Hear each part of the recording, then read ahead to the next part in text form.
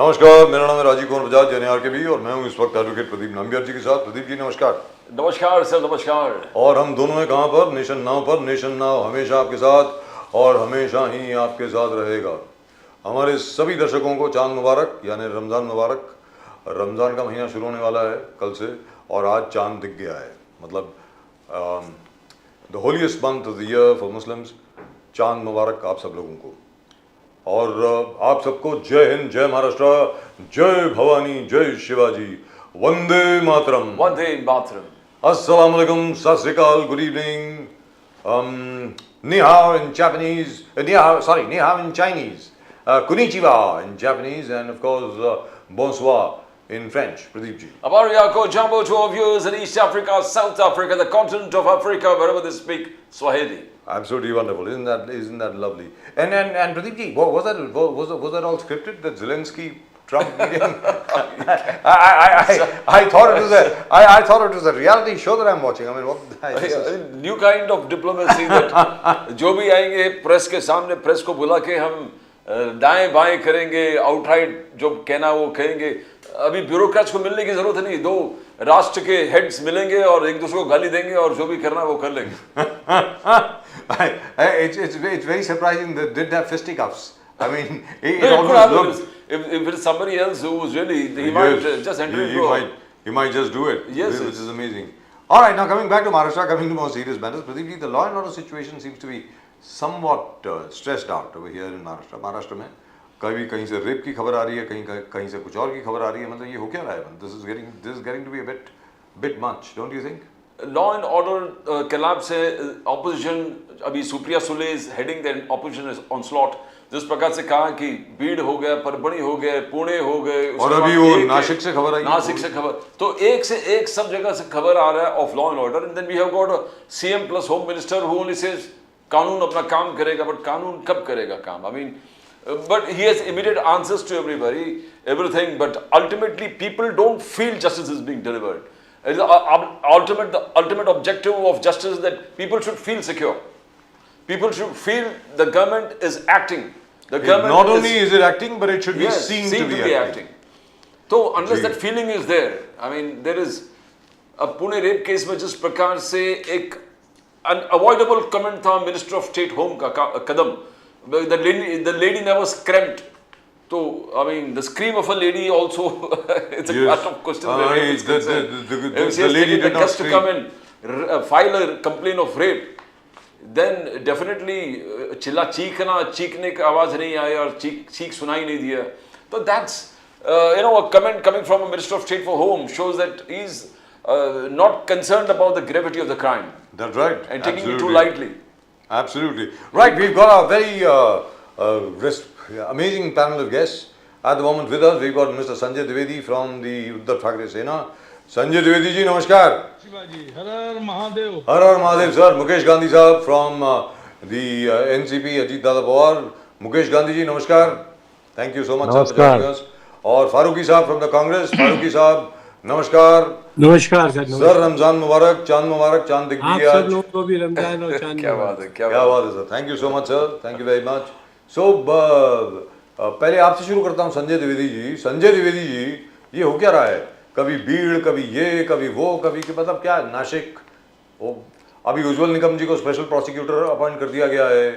अब भीड़ को लेकर के, भीड़ में जो सरपंच साहब की जो हत्या हो गई थी उसको लेकर के, लेकिन आदरणीय सम्मानीय धनंजय मुंडे साहब जिनका नाम बार बार आ रहा है,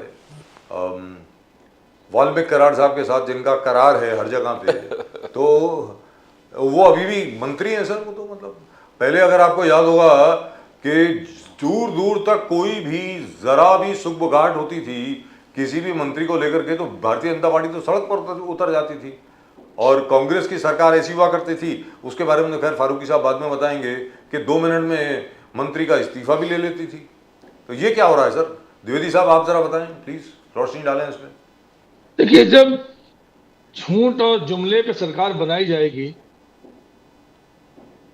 आप देखिए बहनों के लिए शिव भोजन थाली बनाने का काम किसने घोषित किया था? माननीय एकनाथ शिंदे जो पूर्व मुख्यमंत्री हैं, उन्होंने घोषणा की थी कि साहब हम ये गारंटी इस बात की लेते हैं कि हम सभी बुजुर्गों को 60 साल के बाद तीर्थ यात्रा कराएंगे। एक झूठ से सरकार जो बनाई गई है, उस सरकार का हाल आप देख रहे हैं कि गृह मंत्री इस समय कौन है? फडणवीस जी हैं। वो मुख्यमंत्री भी प्रदेश के। अगर उनके शासन काल में शायद अगर नहीं चल पा रहा लाइन ऑर्डर की व्यवस्था दिन पर दिन बदतर होती चली जा रही, तो क्या उनको इस्तीफा नहीं देना चाहिए? मैं उदाहरण देता हूं, एक आरोप लगता है अरविंद केजरीवाल के ऊपर, या महाराष्ट्र में किसी नेता के ऊपर आरोप लगता था, या शिबू सोरेन के ऊपर आरोप लगा, तो ये मनीष सिसोदिया के ऊपर आरोप लगा, तो ये इस्तीफे की मांग करते थे कि जांच पड़ताल होने ही नहीं देते थे, जांच पड़ताल का नाम करते थे। आज अगर धनंजय मुंडे का इस्तीफा मांगा जा रहा है, जैसे संजय राठौर थे जिनके यहाँ मंत्री इस समय, इनकी जो महिला विंग थी उन्होंने इस्तीफा मांगा था, और माननीय उद्धव ठाकरे मुख्यमंत्री थे, उन्होंने इस्तीफा उनका लिया, स्वीकार किया उन्होंने। तो ये पर पार्टी की आज पक्ष विपक्ष की होती है। आज की डेट में क्या है, आप सिर्फ जुमले झूठ का सहारा ले रहे हैं। आप बताइए, वीर सावरकर का रोज नाम लेते हैं, माननीय हिंदू सम्राट बाला साहब ठाकरे का रोज नाम लेते हैं। भारत रत्न दे दिया गया क्या? कब तक भारत रत्न देंगे? भारत रत्न देने की जो बात की जा रही है, वो भारत रत्न कब तक देंगे? अब आइए, आप पूर्व मुख्यमंत्री एकनाथ शिंदे, जिनके पास परिवहन निगम नहीं था, 2.5 साल सरकार चली, कोई आरोप नहीं लगाया भारतीय जनता पार्टी ने। उप मुख्यमंत्री थे माननीय देवेंद्र फडणवीस जी, जैसे मुख्यमंत्री बने इन्होंने 2800 करोड़ रुपए का एक आरोप लगाया परिवहन निगम घोटाले के लेके, तो उसकी जांच कहाँ चली गई? कि ये सब चीजें जो हो रही हैं, दिक्कत 5 लाख बहनों का, लाडली बहनों का 5 लाख रुपए जो है, 5 लाख बहनों का काट दिया गया।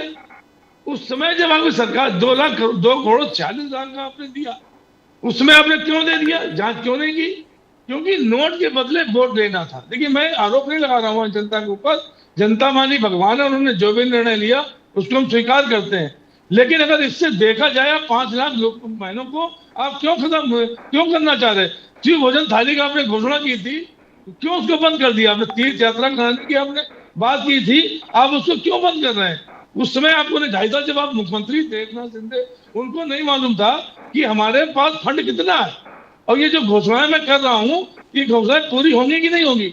मैं माननीय खड़गे जी का नाम लूंगा, जो राष्ट्रीय अध्यक्ष हमारे कांग्रेस पार्टी के राष्ट्रीय अध्यक्ष है, उनकी इन्होंने बहुत आलोचना की थी। उन्होंने कहा था अपनी पार्टी मीटिंग में कि अगर घोषणाएं वो करिए जो घोषणाएं हम पूरी कर सकते हो। तो आज अगर देखा जाए, भारतीय जनता पार्टी क्या कर रही है कि भारतीय जनता पार्टी सिर्फ घोषणाएं कर दे रही है, द्विवेदी जी, एकनाथ शिंदे जी ने कहा कि ऑटो रिक्शा चलाने वाला मर्सिडीज को ओवरटेक किया। 2.5 साल पहले ऑटो रिक्शा ने मर्सिडीज को डिफीट करके आगे निकल गए। फिर जो नीलम गोरे के चार्ज आप पे लगे हैं, एक पोस्ट 2 मर्सिडीज, एक पोस्ट 2 मर्सिडीज, उसके ऊपर राहुल गांधी जी के साथ उद्धव ठाकरे जी भी डुबकी लगाने नहीं गए त्रिवेणी संगम में। तो आप भी हिंदुत्व से बहुत दूर चले गए। अमित शाह जब इधर आए तो उन्होंने कहा कि लोगों ने तय करके इस इलेक्शन में दिखा दिया कि सच्चे शिवसैनिक कौन है, सच्चा शिवसेना कौन है। तो एक हाँ, बोलिए। माननीय बाला साहब ठाकरे क्या डुबकी लगाने गए थे? या माननीय मोदी जी 73 साल की उम्र में डुबकी लगाने गए? और 1900 जब से देश आजाद हुआ है, तब से निरंतर कुंभ चल रहा है। आज माननीय मोदी जी कह रहे हैं साहब कुंभ बहुत सफल रहा, तो क्या इससे पहले जितने कुंभ हुए, जिनकी विश्व में बढ़ाई की गई कि साहब जो जनता वहां पे, सनातन धर्मी जनता जो आती थी, हिंदू मुस्लिम सिख ईसाई आपस में भाई भाई वाला जो नारा था, वो वहां पे आते थे, कुंभ में नहाते थे, और जो भीड़ आती थी वो अपने आप कंट्रोल में भीड़ रहती थी। तो आज अगर सफलता की बात आप कह रहे, अब ये मोहन भागवत जी गए क्या, या हेडगेवार जी गए क्या, या गोलवलकर जी गए क्या, देवव्रत जी गए क्या, रज्जू भैया गए क्या, सुदर्शन जी गए क्या, श्यामापाल मुखर्जी गए क्या, अटल बिहारी वाजपेयी गए क्या, या अडवाणी जी गए? आप किसी की इस बातों से, आप किसी की आस्था विश्वास पे जो चोट पहुंचाते हैं, जो जुमले द्वारा चोटें पहुंचाई जा रही हैं, ये सबसे बड़ा दुखद है। और सर, इसकी जितनी भर्त्सना की जाए कम है। माननीय उद्धव ठाकरे जब मुख्यमंत्री थे, पूरी अपनी टीम को लेके, पूरे मंत्रिमंडल को लेके माननीय रामनारायण जी के दर्शन करने आए थे। मैं कहता हूं कि जो सेवा, वीआईपी सेवा शुरू की जा रही है, 20 किलोमीटर अगर मैं शिवसेना सरकार होती या मैं उस जगह होता, तो मैं जो वीआईपी सेवा चालू है कुंभ के अंदर, वो वीआईपी सेवा नहीं होने देती। हर आदमी को 20 किलोमीटर पैदल चलना है, चाहे वो कोई हो, चाहे किसी पद पे हो, चाहे कोई नेता हो, वो 20 किलोमीटर पैदल चल के महाकुंभ में स्नान करेगा। आज क्या बना दिया गया नियम कि जो बेचारी जनता जो है, वो जनता जो जा रही है पैदल पैदल 20 किलोमीटर, और हमारे जो वीआईपी लोग हैं वो धड़ से वहां पहुंचे जा रहे हैं। अब आप मुझे एक बात और बता दीजिए, मैं महाकुंभ में जो भी हमारे सनातनी धर्म के लोग आए हैं, मैं संख्या के ऊपर कोई बात नहीं करना चाहता, लेकिन जो जुमले इस्तेमाल किए जा रहे हैं, इस 67 करोड़ लोग वहां पे आए, 1600 ट्रेनें एक्स्ट्रा चलाई गई, जिसमें मात्र 5-6 लाख लोग आए होंगे, और जो रिपोर्टें आई हैं कि सब 3 से 4 लाख लोग जो है पर डे आ रहे थे वहां पे, जो एक अनुमान लगाया जा रहा, जो मैं कह सकता हूं, तो भैया इससे 2 से 3 करोड़ लोग हुए। तो इस तरह की जो ये बातें फैलाई जा रही देश में, या उस चीज को कुंभ इससे पहले नहीं होते थे क्या? या कुंभ में इससे पहले हमारे भक्त नहीं आते थे, स्नान करने नहीं आते थे? कुंभ कोई आज का तो है नहीं, उद्धव ठाकरे लेकिन झूठ हिंदू ही बात करवाता है अपने प्रवक्ता, लेकिन जो झूठ बोलते हैं, जो झूठ बोलते हैं, मैं एंटी बात नहीं कर रहा हूँ, मैं हिंदुओं के अगेंस्ट ही बोल रहे हो, शर्म आनी चाहिए आपको। हिंदू का नहीं बोल रहे, मैं कह रहा हूँ जो संख्या है वो संख्या एकदम गलत बोल रहे हो आप, सब फिगर गलत बोल रहे हो। गलत बोल रहा हूँ मैं, कैसे गलत बोल रहा हूँ मुझे बता दीजिए। आप जबरदस्ती की अपनी वाहवाही करने के लिए बात करो, ऑथेंटिसिटी से बात, क्या ठोक करते हो हमेशा। नहीं, उसकी बदनामी करना चाह रहे हैं। क्या कुंभ इससे पहले नहीं हुए?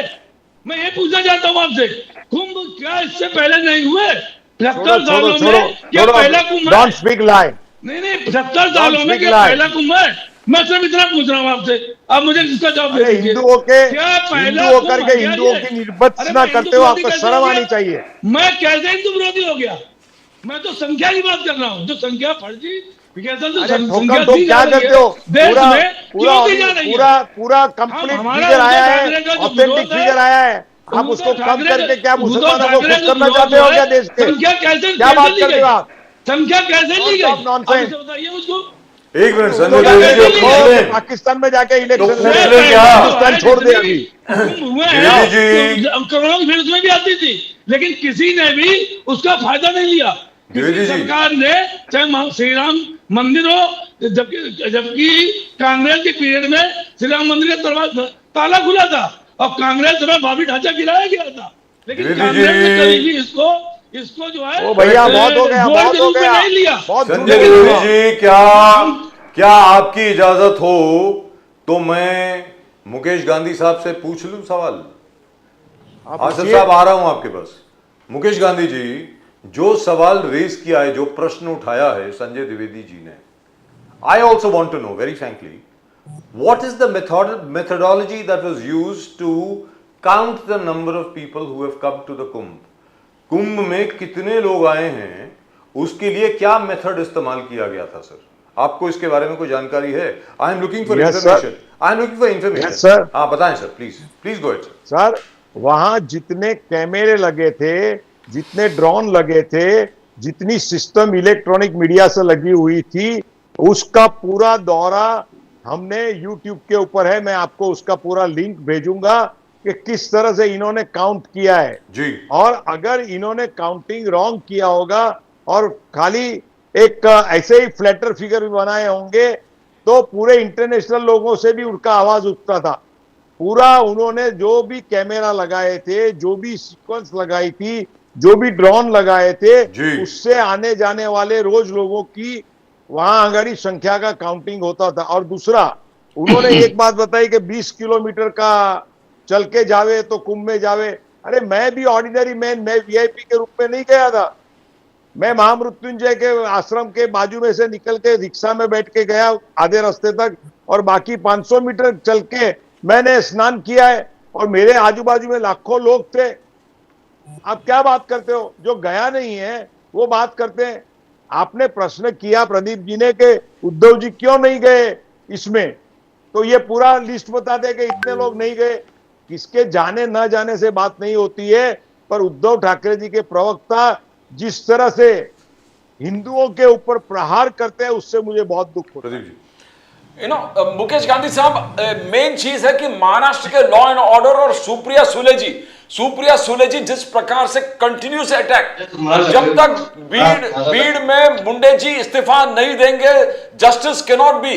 और जिस प्रकार से सुप्रिया सुले जी ने हर चीज पर सरकार को खड़गरे पर खड़ा कर दिया कि आप कहते हैं, देवेंद्र फडणवीस कहते हैं कि फिक्सर्स अलाउ नहीं करेंगे, फिक्सर्स नहीं अलाउ करेंगे तो मंत्री फिक्सर है उसको आप निकाल क्यों नहीं देते? बोलिए गांधी साहब।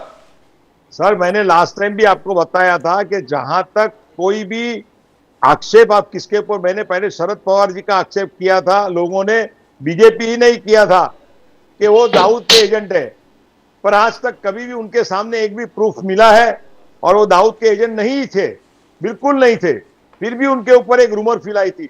आज धनंजय मुंडे ने राष्ट्रवादी कांग्रेस पार्टी को शरद पवार से अजित पवार के गठ के साथ में लाने में बहुत बड़ा काम किया। अभी जो सुरेश घस जो है बीजेपी में, वो भी नेता शरद पवार जी का आदमी है, वो बीजेपी में प्लांट हुआ है और बीजेपी के उसमें, इसलिए तो देवेंद्र फडणवीस उसको वजूद नहीं देते हैं।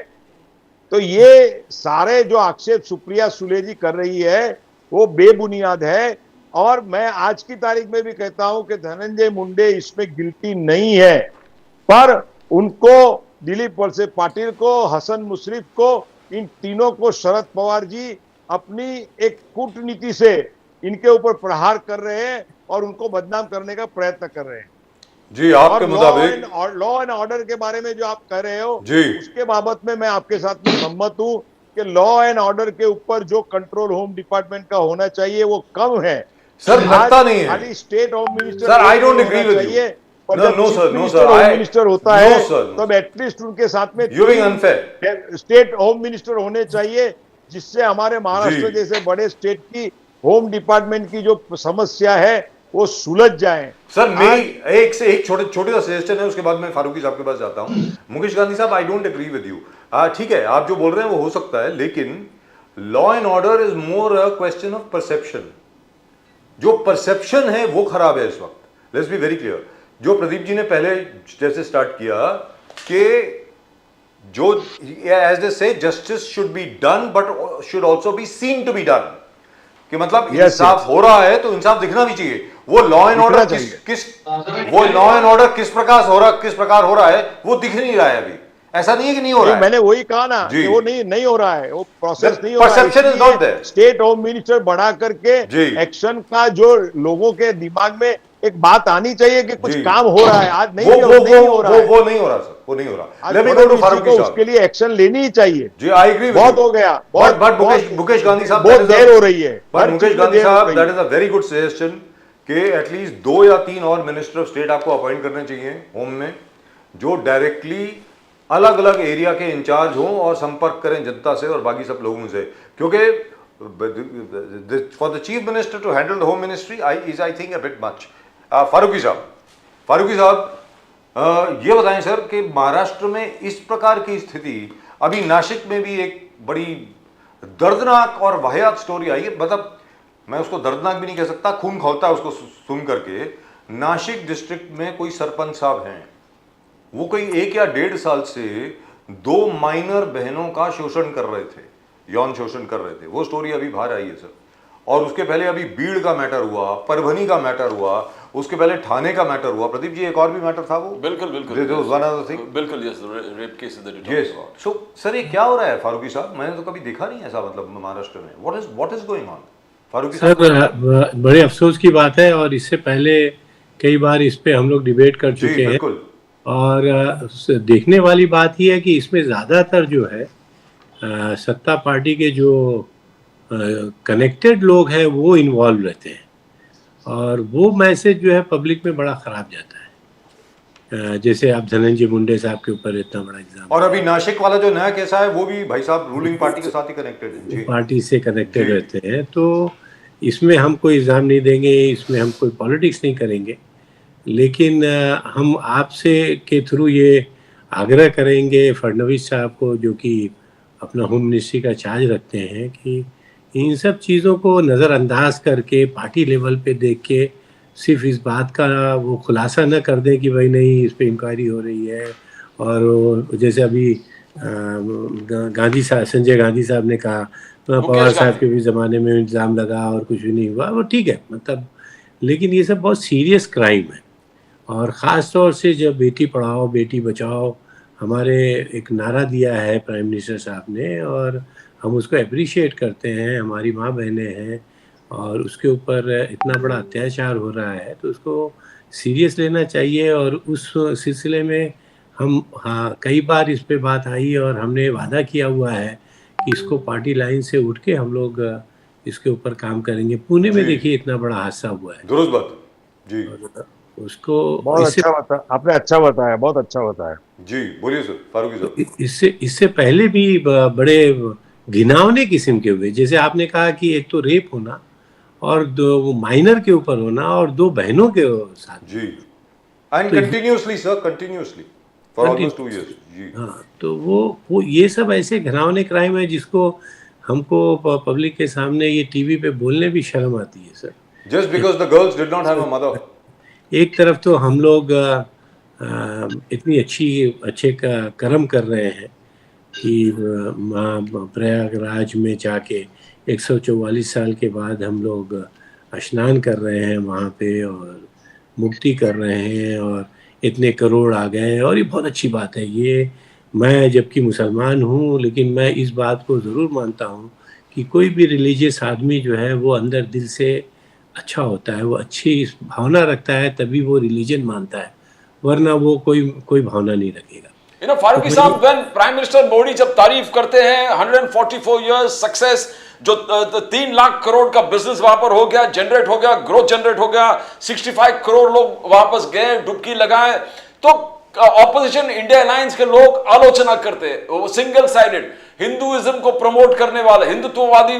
बट प्राइम मिनिस्टर मोदी यहां पर भी गए जहान एक खुशरो में, और वहां उन्होंने सूफी ट्रेडिशन का बहुत तारीफ की है मोदी साहब। तो क्या इनका सेक्युलर फ्रंट है मोदी जी का, वो दिखाई नहीं दे रहा है कि सिर्फ आप हिंदुत्व कहते हो कि प्राइम मिनिस्टर हिंदुत्व से जुड़ा हुआ है?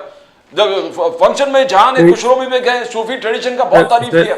सर, देश की इकोनॉमी जो है ये इन सब मामलात को लेके नहीं होने वाली है, और इसको हम लोग को परे रखना चाहिए। जो हमारी मेन इकोनॉमी है वो इंटरनेशनल लेवल से, एक्सपोर्ट से, इंपोर्ट से और हमारे बिजनेसेस से होगी, न कि हिंदू भाइयों का एक आस्था है और उससे हम निकाल के उससे कमाई करें और देश की इकोनॉमी चलाएं और उस पर डेटा दें।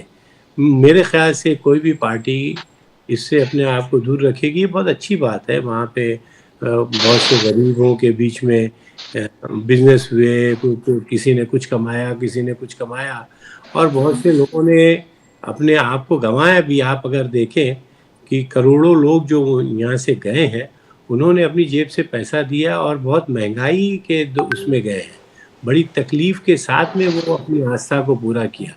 तो मुझको लगता है कि गवर्नमेंट को और एडमिनिस्ट्रेशन को उस परेशानी को दूर करने में ज़्यादा मदद करना चाहिए थी, न कि कमाने में विश्वास रखना चाहिए था। आपने देखा होगा 25-25 हज़ार रुपए के वन वे टिकट थे वाराणसी के, हाँ, कई हज़ारों में लोग जो है वो रिक्शे और टैक्सी के पैसे दे रहे थे। तो मुझको लगता है कि ये एक हिंदूवासी होने के नाते, उनकी एक आस्था होने के नाते, एक उनके ऊपर 144 साल के बाद एक ऐसा मौका मिला था जिसमें हम कुछ अपने पुण्य कार्य करना चाहते थे, अपने गुनाह धुलना चाहते थे, उसका गवर्नमेंट नाजायज फायदा उठा रही है। ये मेरी अपनी सोच है, मैं ऐसा समझता हूँ।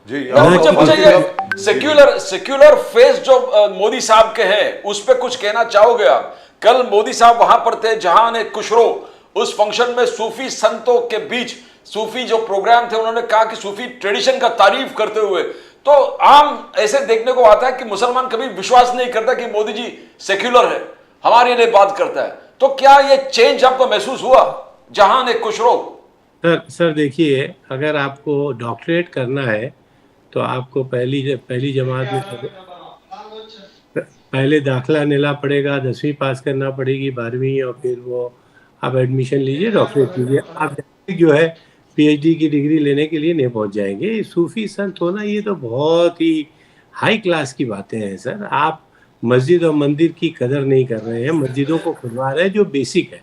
तो मुझको लगता है कि आप जो बेसिक है मुसलमानों की या दूसरे रिलीजन के लोगों की, जिस तरीके से जी। क्रिश्चियनों के ऊपर अत्याचार हो रहा है, जिस तरीके से चर्च को तोड़ा है पिछले दिनों, आप लोगों ने देखा उसके ऊपर, और उनको कोई राहत नहीं मिल रही है, जिस तरीके से बुलडोज़र चलाए जा रहे हैं और एक ख़ास पर्टिकुलर कम्युनिटी के ऊपर चलाए जा रहे हैं।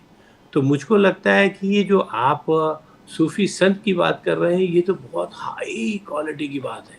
जब आदमी हर चीज़ से तो वो जाता है, जैसे पीएचडी कब करता है? जब ग्रेजुएट हो जाता है, मास्टर्स कर लेता है, तो ये पीएचडी करने वाली बात है। तो मुझको लगता है पीएचडी से पहले जो नीचे बेसिक है, वो उसको ध्यान देना पड़ेगा। बीइंग अ प्राइम मिनिस्टर, उनको जो दूसरी परेशानियाँ जो दूसरी कौम के ऊपर हो रही हैं, उनको एड्रेस करना पड़ेगी। जो उनको नमाज रोज़ों से रोका जा रहा है, आपने अक्सर देखा होगा कि कहीं नोएडा के अंदर, कहीं दिल्ली के अंदर बहुत सी मस्जिदों को इन्होंने ढा दिया बगैर किसी कानून के। हो सकता है कि वो इलीगल बनी हो, लेकिन एक due course of law follow करना चाहिए था, उसमें इंटरवीन करना चाहिए गवर्नमेंट को कि आगे आइंदा कोई भी गलत चीज़ न बने, और अब जो बनी हुई है उसको ड्यू प्रोसेस ऑफ लॉ के तहत उसका जो भी वो निकलता है, जैसे हमने मान लिया है राम मंदिर बना, ड्यू प्रोसेस के थ्रू उसको आपने लिया जो भी तरीका था, लेकिन उसको ऐसा नहीं है कि दादागिरी जी करके। दुरुस्त बात है। वो मेहरौली की मस्जिद थी जिसका आप जिक्र कर रहे हैं, अपने दर्शकों की जानकारी के लिए बता दूं, मेहरौली तो ये मुझको लगता है कि वो मार्केटिंग कर रहे हैं अपनी कि मैं जी। मुसलमान हूँ, सर, या सर वो 350 साल पुरानी थी, इसलिए उनके sir that was 357 years old, 357 साल पुरानी मस्जिद थी, बिना नोटिस के, बिना किसी चीज़ के उसको ढा दिया गया। करेक्ट है। लेकिन सर, क्योंकि अगर आपने इकोनॉमी की बात करी है, उसके ऊपर मैं फिर उसके बाद संजय द्विवेदी साहब के पास जाता हूँ, फिर मुकेश गांधी साहब के पास। Sir, all the markets have fallen, अभी बुरी तरह मार्केट्स गिरी हैं हर जगह पे, because all the FIIs are getting out. जो फॉरेन इंस्टीट्यूशनल इन्वेस्टर्स हैं, they are getting out of the markets in India because they find the bond market in the US to be much more profitable. तो इसके ऊपर मुझे ऐसा लगता है सरकार को बहुत सीरियसली सोचना चाहिए, क्योंकि अभी तक क्या था, ये पक्का था कि FIIs जो हैं, फाइनेंशियल फॉरेन इंस्टीट्यूशनल इन्वेस्टर्स, वो हिंदुस्तान में आएंगे ही आएंगे, क्योंकि भारत से आपको बहुत अच्छे रिटर्न ऑन इन्वेस्टमेंट्स मिलते थे। लेकिन ट्रंप के आने के बाद अमेरिका की मार्केट जो है, इट इज लुक्ड अप। अब एक बार अगर आपको, मैं कहता हूं सर, आप जानते ही हैं, आप मार्केट को जानते हैं, when you are dealing in billions and billions of dollars, even a 1% profit means couple of $billion। तो वो अपना फंड यहां से निकाल करके वहां डाल रहे हैं, जिसकी वजह से हमारी मार्केट गिर रही है। तो इसके बारे में आपका मतलब कोई सजेशन है सरकार के लिए कि क्या करना चाहिए?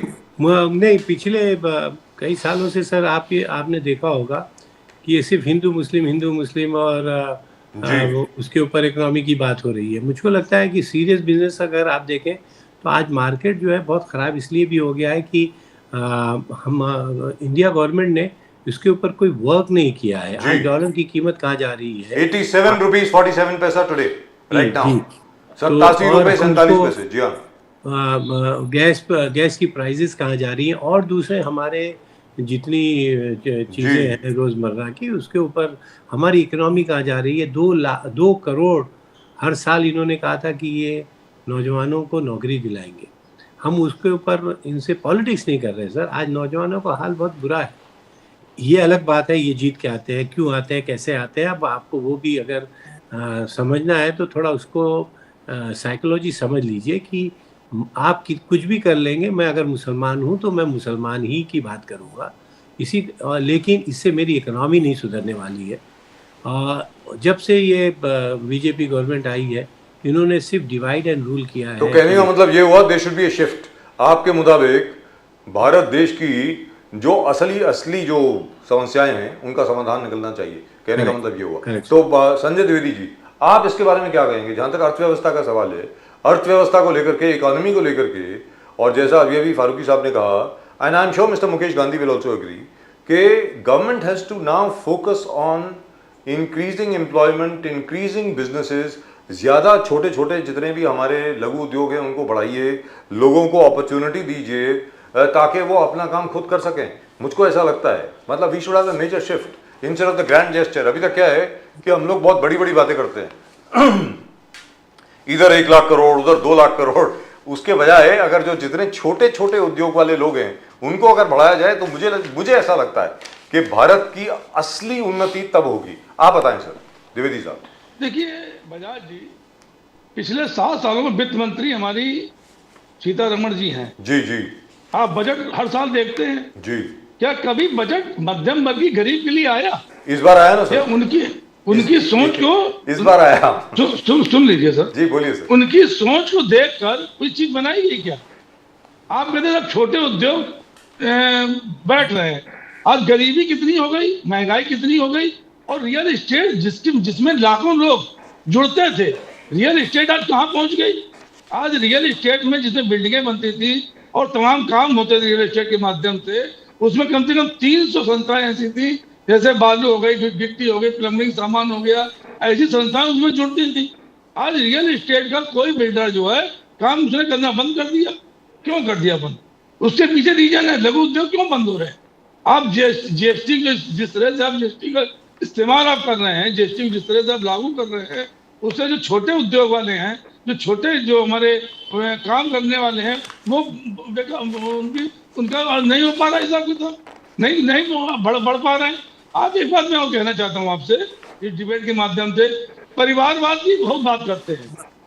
उद्धव ठाकरे की परिवारवादी पार्टी है, शरद पवार जी की परिवारवादी पार्टी है, इसलिए हमने तोड़ी या इसलिए हमने ये लोग बाहर निकल के चले आए। साहब क्या बिहार में गठबंधन भारतीय जनता पार्टी करेगी? माननीय नीतीश कुमार जी से, जिन्होंने अपने लड़के को जेडीयू का अध्यक्ष बना दिया है, क्या उनसे गठबंधन करेगी सरकार? क्या माननीय मोदी जी करेंगे? देखिए मैं बार बार ये बात कहता हूँ हर डिबेट में, चाल चरित चेहरा भारतीय जनता पार्टी का बिल्कुल अलग है। अपने फायदे के लिए अपनी बात करेंगे, और जब उनको बात करनी होगी विपक्ष की, तो विपक्ष में वो आरोप लगाएंगे, भ्रष्टाचार का आरोप लगा देंगे। साहब अजीत पवार भ्रष्टाचारी है, शरद पवार भ्रष्टाचारी हैं, अरविंद केजरीवाल भ्रष्टाचारी हैं, मनीष सिसोदिया भ्रष्टाचारी है, जितने लोग हैं सब भ्रष्टाचारी हैं, जेल जाइए, जेल में जाना पड़ेगा। लेकिन जो उनको जो अपनी पार्टी में शामिल करते हैं, तो वो भ्रष्टाचार का नारा, जैसे अभी धनंजय मुंडे की बात चल रही थी, धनंजय मुंडे पे अगर हम आरोप लगा रहे हैं तो ऐसे तो आप अरविंद केजरीवाल पे लगाते थे, या जितने लोगों पे आपने आरोप लगाए हैं, अजीत पवार पे आरोप लगाते थे कि साहब इन्होंने 17,000 करोड़ का कर लिया, इनको चक्की पिसवाएंगे, लेकिन आपकी पार्टी में आ गए तो अपना चक्की पीसने की जरूरत है ना? 17,000 करोड़ घोटाला की 1200 करोड़ रुपए का जो उनका जाम था ईडी के माध्यम से, वो भी उसको भी खोल दिया गया। तो मैं यही बात कहना चाह रहा हूँ कि देखिए, जो आप कोई भी नाम दे दें, आप कागजों में कुछ भी दे दें, साहब इतनी मैंने मकान बनवा दिए, इतनी मैंने सड़कें बनवा दी, इतने मैंने हैंडपंप बनवा दिए। मैं बार बार क्या कहता हूं आपसे कि कांग्रेस ने अगर कोयले का इंजन चल रहा था, डीजल का बनवाया, इसके बाद उन्होंने बिजली का इंजन बनवाया, एक काम किया, मेट्रो चलवाई, एक काम किया, IIM बनवाए, एक काम किया, एक नया काम किया। आज भारतीय जनता पार्टी 11 साल सरकार चल रही है। आप मुझे बता दीजिए, मनमोहन सिंह की इतनी बुराई करते थे लोग, मनमोहन सिंह का कांग्रेस वालों ने, कांग्रेस के नेताओं ने उनको सही ढंग से पेश नहीं किया। अगर उनको सही ढंग से पेश किया गया होता तो 10 साल में जो उन्होंने इस देश को दिया है, एक महान काम किया उन्होंने, शायद उसकी बराबरी भारतीय जनता पार्टी 10 सालों में नहीं कर सकती है। तो आज अगर देखा जाए तो हमने सब इतने मेडिकल कॉलेज बनवा दिए जो भारतीय जनता पार्टी दी है, इतनी हमने सड़कें बनवा दी, कुछ नया काम मुझे बता दीजिए जिससे द्विवेदी जी, अमित शाह जी हाल ही में 2-3 दिन पहले महाराष्ट्र मुंबई में आए थे, 20 लाख घरों का वाटअप, प्रधानमंत्री आवास योजना, 20 लाख बेनिफिशियरीज को अलॉटमेंट लेटर दिया। आज इंडियन इकोनॉमी का यह सीन है कि 6.2 GDP ग्रोथ 3rd क्वार्टर में, फास्टेस्ट ग्रोइंग इकोनॉमी। तो जैसे मोदी जी कह रहे हैं कि विकास भी विरासत भी दोनों को संभल कर चल रहे हैं, घर भी दे रहे हैं, इकोनॉमी भी ठीक कर रहे हैं, रोड भी दे रहे हैं, और 19th इंस्टॉलमेंट पीएम किसान के 19th इंस्टॉलमेंट, तो सब जगह हर सेक्शन में दिख रहा है कि कुछ ना कुछ हो रहा है। कहां विरोध हो रहा है आपका? सर एक चीज मुझे बता दीजिए प्रदीप जी, अभी राजीव जी ने जो प्रश्न किया हमारी प्रदीप जी, उनके बारे में हमको चर्चा, सर बोलने दीजिए ना सर, मैं बोल रहा हूँ भाई, वही रिकॉर्ड हमारे दोस्त मुकेश गांधी साहब, माफी, आपने जरा उनको राजनीति बोलने जो दीजिए ना प्रश्न सर। किया, उसके ऊपर सर जवाब सर देना, सर आई गिव पहले यू मैं जवाब सर आई दूं, गिव उसके यू बाद इनफ टाइम दीजिएगा सर, मैं पूरा जवाब दे दूं इसका ना। I give you enough time नहीं, आप जवाब दूसरी लाइन में कोई दीजिए। बात नहीं सर, पूरी we are- स्टोरी अलग बना Sir, दीजिए। we have enough time. दुनिया तो हम भी बैठे डिबेट में ये सर। आपके सिस्टम अलग नहीं, है। Sir, we have enough मैं time. भी- एक मैं लाइन भी पे बैठा हूँ ना। ट्रैक पे मुकेश बात गांधी कीजिए ना। साहब, चर्चा में। नहीं, मैं भी मुकेश बैठा हूँ गांधी डिबेट में। साहब, अगर आप इंटरप्ट करेंगे चर्चा को उनको, गलत वो आपको रास्ते पे ले इंटरप्ट जाते करेंगे। गांधी लोग साहब, गलत दिस रास्ते is not the way to conduct 70 crore रुपए कहाँ से आते? कुंभ में आ गए। अटल बिहारी वाजपेयी क्यों नहीं गए कुंभ बनाने? अडवाणी जी चिल्ला क्यों नहीं के गए? मत बोलिए, 76 चिल्ला के साल मत के होने के बोलिए। बाद पीएम मोदी चिल्लाने क्यों का पहुंचे point कुंभ नहीं है बनाने? ये। परिवारवाद की बात करते हैं, परिवारवाद में बिहार में अरे क्या भैया, अभी गठबंधन इसमें हमारा करेंगे? इकोनॉमी मैं के बात ऊपर कर रहा हूँ, चर्चा हो रही मुझे है, बात आप कहाँ करने बात को दीजिए। ले जा रहे हो यार? देखिए कागजों इकोनॉमी में पे बात कीजिए ना।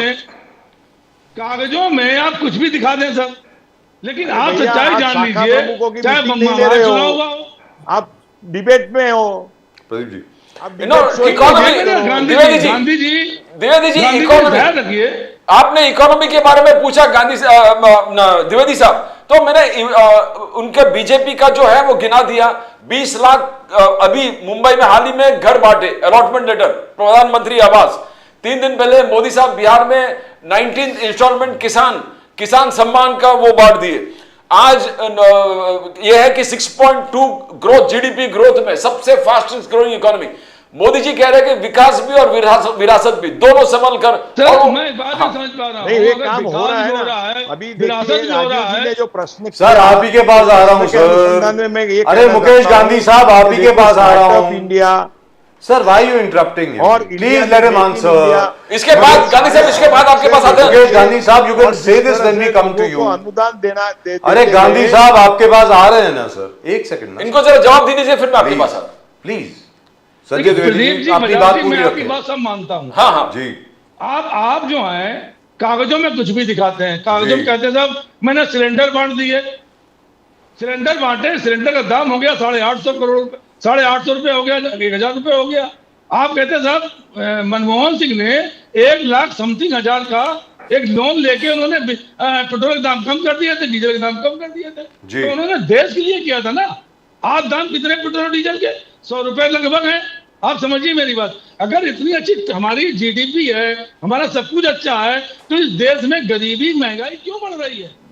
मैं ये पूछना चाहता हूँ। आज जी। रियल एस्टेट क्यों बंद पड़ा है? That's a very real valid estate की क्वेश्चन। होने ना होने से, रियल एस्टेट की ना बिजनेस रियल एस्टेट में ना शामिल होने की वजह से हजारों इंजीनियर्स बेकार हैं, लाखों इंजीनियर बेकार हैं, आपके लेबर बेकार है। कम से कम 300 ऐसे आइटम होते हैं जो बिल्डिंग में लगते हैं, वो कंपनियां भी मल्टीप्लाई हो रही हैं। अब तमाम चीजें, प्लम्बरिंग का सामान लगता है, बिजली का सामान लगता है, ईंट लगती है, आपका लोहा लगता है, सरिया लगती है, सीमेंट लगता है, तमाम चीजें ऐसी अरे हैं। क्या मार्केट कम से कम क्वेरीज हो 300 रही है और आप रॉन्ग स्टेटिस्टिक्स दे रहे हो यार। तो ये चीज जो है, ये रियल एस्टेट बंद पड़ा हुआ है।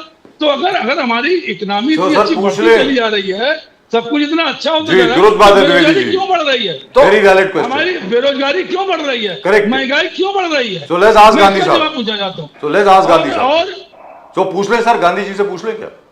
तो जो सवाल पूछा है संजय द्विवेदी साहब ने, प्रदीप जी आप कुछ पूछिए। गांधी साहब, बात यह है कि आप इकोनॉमी के रोजी पिक्चर पॉइंट आउट कर रहे हो, मगर कांग्रेस आपको प्रॉब्लम्स ऑफ एम्प्लॉयमेंट के बारे में पूछे, जैसे द्विवेदी जी ने पूछा एम्प्लॉयमेंट कहां पर है, आप कहां एम्प्लॉयमेंट जनरेट कर, प्राइस राइज पे आपका कोई काबू नहीं है, हाउस होल्ड सेविंग्स सबसे कम है, 50 ईयर लो है, स्टॉक मार्केट टोटल गिर गया है, स्टॉक मार्केट टोटल गिर गया है, आप इंश्योरेंस में 100% एफडीआई ले रहे हो, कंपनी पूरा धन लेके बाहर जाएंगे, यहाँ के कॉमन मैन। तो अलग अलग जो आम इंसान को हिट करने वाले बात कांग्रेस और शिवसेना पूछ रहे हैं आपको, उद्धव सेना। हाउ यू गोन, गांधी साहब कहां तक जस्टिफाई करोगे आप? ठीक है, इकोनॉमी फास्टेस्ट ग्रोइंग है, वर्ल्ड बैंक तारीफ कर रहा है, डोनाल्ड ट्रंप तारीफ कर रहे हैं, यू नो, बट हकीकत, जमीनी हकीकत कुछ और है। गांधी साहब सर, जमीनी हकीकत ऐसी है कि startup India, make in India और मुद्रण योजना और गृह निवास निर्माण योजना, अलग अलग एस्पेक्ट से नरेंद्र मोदी जी की सरकार इस तरह से व्यवस्थित रूप से रोजगारी बढ़ा रही है। आज मिडिल क्लास के पास और लोअर मिडिल क्लास के पास और लोअर जो गरीब लोग हैं उनके पास जो जॉब नहीं थी, वो गवर्नमेंट जॉब के साथ में आप कंपेयर करेंगे कि बेरोजगारी है, पर उसके सामने आप देखो कि आप बंबई में निकल के आप विरार स्टेशन पे जाइए, आप डोंबिवली पे जाइए और मुझे दिखाइए कि कितने यंगस्टर्स बेरोजगार घूम रहे हैं। हमारे यहाँ हिंदुस्तान में नरेंद्र मोदी जी की सिस्टम के कारण अलग अलग टाइप के इतने जॉब खड़े हुए हैं कि आज बेरोजगारी बहुत कम हुई है। बेरोजगारी तो इंदिरा गांधी जी के टाइम में भी थी और हर सरकार के टाइम में रहेगी, क्योंकि इतना बड़ा पॉपुलेशन है। दूसरी बात यह है कि हमारी इकोनॉमी शेयर मार्केट के साथ में हम कंपेयर करते हैं, पर आज का जो शेयर मार्केट का जो क्राइसिस आया है उसके इंटरनेशनल रीजंस है, वो रीजंस वाइप आउट हो जाएंगे, वापस मार्केट रिवर्स हो जाएगी और मार्केट सुधर जाती है। और दूसरा क्या होता है कि हमारे देश के जो शेयर ब्रोकर, स्टॉक ब्रोकर है, बड़े बड़े फाइनेंसर है, वो भी फॉरेन वालों के लोग साथ में मिलकर के स्टॉक एक्सचेंज की जो विनिमय पद्धति आज चल रही है ना, वो आपके और हमारे दिमाग में आएगी नहीं, इस तरह से चल रही है। इससे हमको लगता है कि स्टॉक मार्केट गिर गया, इतने करोड़ों का नुकसान हो गया, पर उसके सामने कितना प्रॉफिट बुक होता है और किस तरह से री इन्वेस्टमेंट की प्लानिंग होती है, वो हम पूरा सर्वे देखते नहीं है। और बाद में वही कंपनी, वही बिजनेस, वही वहां से फ्लरिश होता है।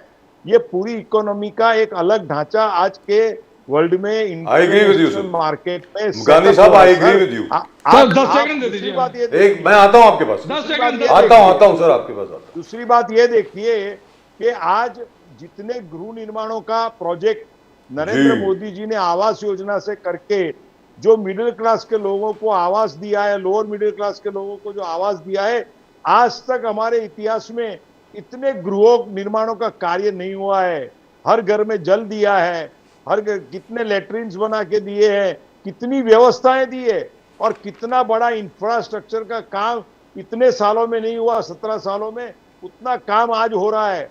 तो आप कहते हैं कि गांधी साहब, सवाल मूल सवाल पे बात करें ना सर। और आप बेरोजगार sir, what is the basic हाँ सर, ठीक सर, वन सेकंड करके गांधी साहब, तो हर सरकार में थोड़े रहता ही है। गांधी साहब, आपसे सवाल पूछ लूं। मोदी जी की गवर्नमेंट से जो एफर्ट्स हो रही है वो मेरे ख्याल से आज तक कभी नहीं हुई। अच्छा गांधी साहब, एक मूल सवाल ये है जो अभी अभी संजय द्विवेदी जी ने बोला, उसके पहले उसी सवाल के उसी चीज के ऊपर अलग तरीके से फारूकी साहब ने भी बात करी।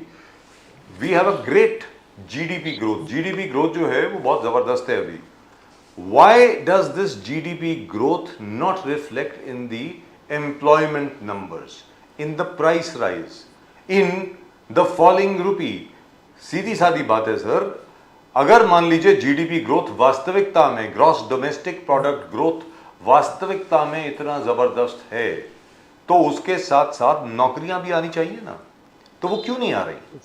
वाई सर नौकरियां आ रही है ना, सर गवर्नमेंट फिगर से नहीं आ रही है। आप मेरे साथ चलिए विरार स्टेशन पे, सर मैं मानता हूं पे चलिए और वहां आकर के दैट इज नॉट परमानेंट बेकार है, बेकार नहीं है सर लेबर मिनिस्ट्री अलग रूप से मिल रही है। सर पूरी बात तो सुन ले कांग्रेस, गांधी साहब पूरी बात तो सुन ले सर, वो मिसगाइडिंग है सर, मिसगाइडिंग। सर मेरी बात सुनिए, मिसगाइडिंग सर, वो फिगर्स के लिए रिस्पॉन्सिबल कौन है? आज आप मेरे को एक बताइए कि आप यहां से अपने घर तक जाते हैं, आप रिक्शा वाले से लेके आपके ड्राइवर से लेकर के किसको भी पूछिए कि कितने अनएम्प्लॉयड है, और अनएम्प्लॉयमेंट के कारण जिस तरह से किसानों ने आत्महत्या की, कितने यंगस्टर्स ने अनएम्प्लॉयमेंट से आत्महत्या की है? नहीं की है।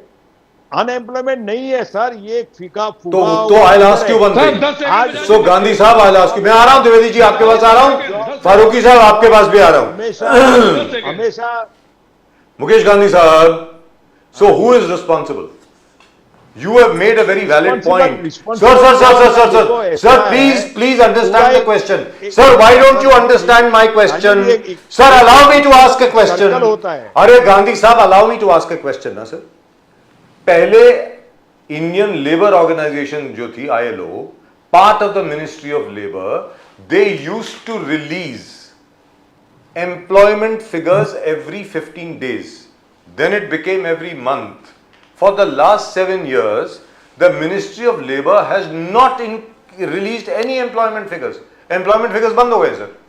तो naturally जो बात आप बोल रहे हैं बिल्कुल हो सकता है, बिल्कुल ठीक हो, लेकिन जो परसेप्शन बन गया है कि सरकार रोजगारी के फिगर्स या बेरोजगारी के फिगर्स हर महीने रिलीज नहीं कर रही है, इसका मतलब situation must be very bad. Mukesh Gandhi साहब, don't you think they should release figures? को इसके बारे में इमीडिएटली आरटीआई एक्शन करनी चाहिए सर, बहुत किए, फिगर लेने चाहिए, बहुत किए, they are not releasing and which is stupid. In my opinion, it is stupid. RTI एक्टिविस्टों को ये फिगर लेने ही चाहिए जी। और लोगों के सामने सच लाना चाहिए के अगर एम्प्लॉयमेंट कम हो रही है जी। तो सरकार को नहीं, but कौन सी employment? के लिए फोर्स करना चाहिए। Now I come to इसमें फारूकी मैं साहब, agree हूं। मुझे मालूम है द्विवेदी साहब आप कुछ बोलना चाह रहे हैं, लेकिन फारूकी साहब बहुत देर से कुछ बोले नहीं है। फारूकी सर, साहब, नहीं सर, वो एम्प्लॉयमेंट पे मैं बोलिए सर, बोलिए। नहीं 10 सेकंड चाहिए मुझे। हाँ, बोलिए द्विवेदी साहब, बोलिए। स्पीच कर रहा है सर, फारूकी साहब, एक सेकंड। 10 फारूकी जी 10 सेकंड 10 सेकंड टीवी पे फारूकी बैठ 10 सेकंड फारूकी जी 10 सेकंड दे दीजिए। बोलिए। बस मैं गांधी से एक चीज पूछता हूँ सर, रोज बेरोजगारी खत्म हो गई, महंगाई खत्म हो गई, 83 करोड़ जनता जो है वो अनाज क्यों ले रही है सर? जबकि कांग्रेस सरकार भी 2014 से पहले 30 करोड़ या 20 करोड़ मात्रा में था अनाज दिया जाता था, गरीबी रेखा से नीचे बोला जाता था। आज अगर इकोनॉमी जीडीपी से लेके सब कुछ को भैया अच्छा हो गया है, सब कुछ अच्छा हो, 83 करोड़ लोगों को अनाज क्यों दिया जा रहा? उनकी संख्या आपको अगर क्या आप तकलीफ कह होती रहे है हैं गरीबों को अनाज नहीं, मिलता है तो? अरे भैया मैं थोड़ा कर मैं रोजगार दीजिए। अरे सरकार का मैं यही नैतिक तो कह धर्म रहा है। हूँ, मैं कह रहा हूँ अनाज सरकार- नहीं देके राइट, आप आपकी बात आ गई, सर। रोजगार दीजिए। सर, आपके मैं 10 सेकंड हो गए। यही तो कह रहा हूँ। सर, आपने 1 मिनट ले यही लिया बात है। कह रहा हूँ ना, द्विवेदी जी, आपका 1 मिनट हो गया। तो 83 करोड़ से जनता कम हो गए, 40 करोड़ भी आ जाए तो सर, फारूकी साहब के पास जाए अभी। रोजगार दीजिए ना, द्विवेदी जी, रोजगार दीजिए ना। द्विवेदी जी, ये फारूकी साहब, गलत आर्गुमेंट है। द्विवेदी जी, फारूकी साहब प्लीज। मैं फारूकी एक साहब बात ये बोलिए। रखना चाहूँगा कि स्पीच अच्छी दे देना और उससे कन्विंस कर लेना एक अलग बात है, लेकिन अगर आप इकोनॉमी की बात कर रहे हैं तो सर ये बात मान लीजिए कि हम लोग की इकोनॉमी ख़राब हो गई है। और उसका एक उदाहरण आपको देता हूँ जी, बोलिए सर। कि बेसिक मिनिमम वेजेस जो है हमारी, वो अनस्किल्ड लेबर के लिए 868 रुपीज़ है, जो जी। गवर्नमेंट ने तय किया है पर डे 868 रुपया, जो कि आज 22-23 हज़ार रुपये पर मंथ होते हैं अनस्किल्ड लेबर की। और जो स्किल का मतलब ये कि जिसके हाथ में कोई औजार हो, छीनी हो, हथौड़ी हो, थोड़ा उससे अनस्किल्ड से वो थोड़ा ऊपर, जैसे कंस्ट्रक्शन में जो अनस्किल्ड होते हैं जिसके हाथ में कोई औजार नहीं होता और वो लेबर की तरह आते हैं, लेकिन हथौड़ी हो, छीनी हो, तो उसकी 1063 रुपीज़ है। ये पहले थी। 1 अक्टूबर 24 से इन्होंने अनस्किल की 1074 की है। लेकिन आज आप उठा के देख लीजिए कि आज भी आपको 15,000, 17,000, 18,000 में आपको अनस्किल्ड लेबर मिलता है, आपके घरों में काम करता है। यानी बेसिक जो गवर्नमेंट ने मिनिमम वेजेस की है उससे भी कम पे आपको नौकर मिल रहे हैं। अनस्किल्ड लेबर काम करने पे मजबूर है। इसका मतलब है कि इकोनॉमी देश की खराब है सर, ये बात मान लीजिए। ये सिर्फ ये बोल देना कि इतना गवर्नमेंट ने किया, इतना कर रहा है। आज 1074 रुपया उन्होंने मिनिमम वेजेस गवर्नमेंट ने फिक्स किया है 1 अक्टूबर 24 को। लेकिन आप बता दीजिए किस अनस्किल्ड लेबर को 30,000 रुपया महीना मिलता है? बता दीजिए सर आप जो वो मजबूर है आज 20,000-22,000 रुपये में काम करने के लिए। इसका मतलब है कि इंडियन गवर्नमेंट की जो इकोनॉमी है, जो जीडीपी है, वो फेल है। हर वक्त हम लोग इससे पहले, हमारे बचपन में इससे पहले की हुकूमतों में जीडीपी वगैरह की बात उस वक्त करते थे जब साल में एक बार अपना बजट पेश होता था। अब तो हर डिबेट में जीडीपी, ये गवर्नमेंट जीडीपी से प्रूव करना चाहती है कि हमने ये कर दिया। ये सब जुमलेबाजी है, ये मार्केटिंग है। इनके बड़े बड़े स्लोगन्स हैं, वो बहुत अट्रैक्टिव स्लोगन्स होते हैं सर। आज टेक्नोलॉजी का दौर है, सोशल मीडिया का दौर है, उसमें बड़ा सा फोटो लगा देते हैं और बड़ी बड़ी वो हो जाती। इससे इकोनॉमी नहीं सुधरने वाली है। इकोनॉमी इससे कि आज अगर गवर्नमेंट ने 800 रुपया अनस्किल्ड का लगाया है और वो उससे ज़्यादा में मिले तो इसका मतलब है कि इकोनॉमी अच्छी है। फारूकी साहब, खराब है, ये बात मान लो। फारूकी साहब, आप बीजेपी के रिपोर्ट कार्ड पढ़ोगे, 80 करोड़ राशन तो दे दिए, जैसे द्विवेदी साहब ने कह रहे क्यों दिया, 80 करोड़ राशन तो दे ही रहे। 4 करोड़ लास्ट टाइम घर प्रधानमंत्री आवास, आप 3 करोड़ और बढ़ा दिया। महिला सशक्तिकरण की बात है, उज्ज्वला योजना जिसमें हर प्रकार से करीबन 13 करोड़ घरों को सुविधा दिया। आयुष्मान भारत करीबन 10-12 करोड़ वही लोगों को नल से जल, जो गांधी साहब बोल रहे हैं कि स्वच्छ पानी घर हर रूरल एरिया में पहुंचाना, इसे खुद वर्ल्ड बैंक कह रहा है कि इंटरनेशनल मॉनेटरी फंड कह रहा है कि इट्स अ ग्रेट सर्विस। जो रूरल को डिजीज प्रोन था उसको बहुत शुद्धिकरण हो गया, वहां पर डिजीजेस कम हो गए, लोग जो खर्चा करते। तो एक से एक स्कीम लेके जो चल रहा है, गरीब से गरीब 25 करोड़ को पॉवर्टी से ऊपर उठाए, जब इंदिरा जी के खुद नारा था गरीबी हटाओ। तो ये स्कीम आप बीजेपी का कहना है आपने कुछ इंप्लीमेंट नहीं किया। ये आज पहली तारीख है, मोदी साहब गिना रहे कि इतने करोड़ को मैंने दिया, इतने करोड़ को मैंने फैसिलिटी दिया, इतने करोड़ को आयुष्मान भारत का फैसिलिटी, 5 लाख से 10 लाख। तो how do you see that?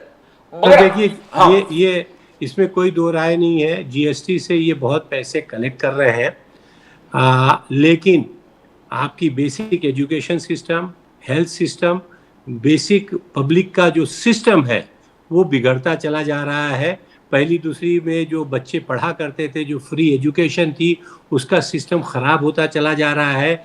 ये जो बिजनेसमैन है उसे जीएसटी कलेक्ट कर रहे हैं, आज वो फोर्स हैं, वो दे भी रहे हैं।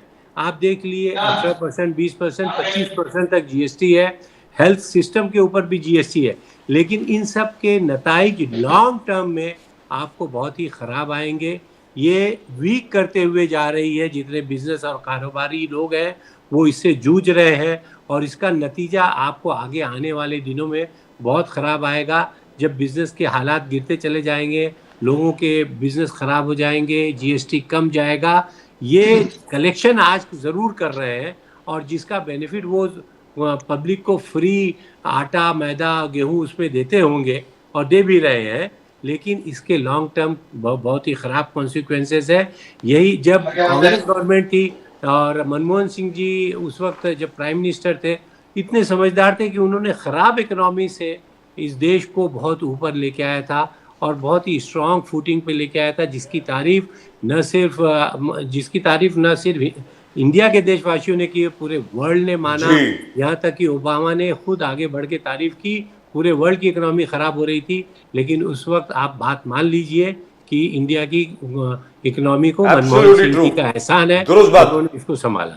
लेकिन उसमें गलती आपकी है सर, कांग्रेस की है। आप लोगों ने डॉक्टर मनमोहन सिंह की अचीवमेंट्स को ठीक तरह प्रोजेक्ट किया नहीं sir. Let's be very clear. Dwivedi ji ने यही बोला था अभी। सर पूरी बात सुन लीजिए। All the economies all over Europe were falling, सब लोग की हालत खराब हो गई थी। You remember what happened to Greece, remember what happened to Spain. Sir England had never experienced such a depression before. In that, it was like a tsunami everywhere. In that tsunami, Dr. साहब kept India safe. सीधी बात है sir.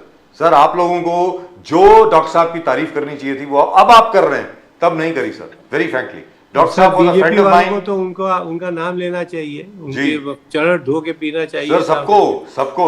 लेकिन सबसे sir शुरुआत तो कांग्रेस को करनी चाहिए थी ना, आपने कम से कम कांग्रेस ने उनको माना, उनको समझा। सर सोनिया जी ने आप जाकर के आपने किया सर, वो एक तब नहीं किया था, तब करना चाहिए था सर। अगर अच्छी तरह उस वक्त डॉक्टर साहब की तारीफ करते तो आज देश की हिस्ट्री अलग होती। कांग्रेस ने पंख काट दिए। जी सर, क्या डॉक्टर मनमोहन सिंह जी के पंख काट दिए थे।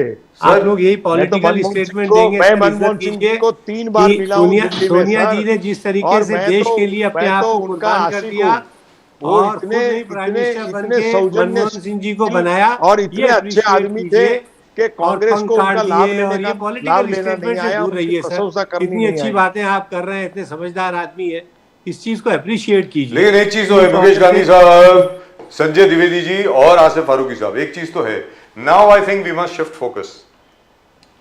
मुझको ऐसा लगता है कि धार्मिक आध्यात्मिक बातें बहुत हो गई हैं। अब जरा व्यापार पे, व्यवसाय पे, नौकरियों पे, घरों पे, जो मुकेश गांधी साहब आप बार बार बोल रहे हैं ना, हर नल से जल। सर नल लग गए, जल अभी तक आ नहीं रहा है बहुत जगह पे। I don't want to go into that. जल भी आना चाहिए, और सबसे बड़ी बात है सर, स्वच्छ जल आना चाहिए, साफ जल आना चाहिए, सबसे बड़ी बात ये है। तो वो अगर आना शुरू हो जाए, और अपना जो टैक्स बेस है वो जरा इंक्रीज हो जाए, of course unless you believe what doctor Subramanian Swamy says, वो कहते हैं अगर आपने फाइनेंस मिनिस्टर बना दिया, I will ban personal income tax, I will only increase GST, will be able to collect all that from there. मतलब आपको फिर अपने टैक्स रिटर्न्स फाइल करने ही नहीं है, because compulsorily you will have to pay tax whether you like it और not. सिर्फ इनडायरेक्ट टैक्सेस रखी है हिंदुस्तान में, which by the way is not a bad idea.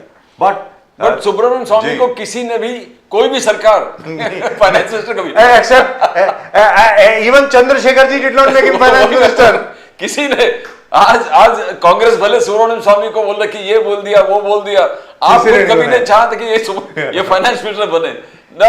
Gandhi साहब को याद होगा, जैसे बजाज साहब बोल रहे चंद्रशेखर ने बनाया, माइनॉरिटी गवर्नमेंट जितने भी थे कोई नहीं बनाया, नोबडी। इनफैक्ट जयललिता ने प्रपोज किया तो बीजेपी वाला सरकार गए तो गए, इसको कभी नहीं बनाएंगे। तो I mean that is but Gandhi साहब आपने जो दूसरे बोले कि जो रिफॉर्म्स लाए मोदी साहब ने, जो रिफॉर्म्स लाए वो direct beneficiary transfer, no middleman, जो राजीव गांधी कहते रहे और वो सिंसियरली चाहता था कि मिडिलमैन एलिमिनेट हो जाए, पर उनके प्रॉब्लम था कि वो फंस गए थे सिस्टम में, वो कर नहीं पाए। तो राजीव गांधी जी जो चाहता था कि ये मिडिलमैन एलिमिनेट हो जाए, क्या आज मोदी साहब जो खुलेआम कह रहे हैं कि no middleman, 323 schemes, direct beneficiary transfer 42 lakh crore आज तक 11 साल में बढ़ा है, is it an achievement? Yes it is achievement. But मैं प्रदीप जी, मैं अपनी सरकार की एक टीका भी करना चाहता हूं कि योजनाएं तो बहुत बनी है, पर आम आदमी तक योजनाएं आज तक भी, जो महाराष्ट्र के अंदर मैं देखता हूं कि जिस तरह से योजनाएं आम आदमी तक पहुंचनी चाहिए वो योजनाएं पहुंच नहीं रही है। आज फिगर्स आ रहे हैं, बड़े फिगर्स आ रहे हैं, अच्छे फिगर्स आ रहे हैं, पर हमारे पॉलिटिकल वर्करों को, कार्यकर्ताओं को, खास करके जो पदाधिकारी है, उन लोगों को ये सरकारी योजना कॉमन मैन तक ले जाने का काम अभी आरंभ करना चाहिए। अगर ये नहीं करेंगे तो उसमें भी आज बीच में दलाल लोगों का बहुत बड़ा बिजनेस चालू हो गया है, वो दलालों का बिजनेस रुक जाना चाहिए। योजना लेनी है तो उनकी सरल system, easy terminology, easy way of approach should be there.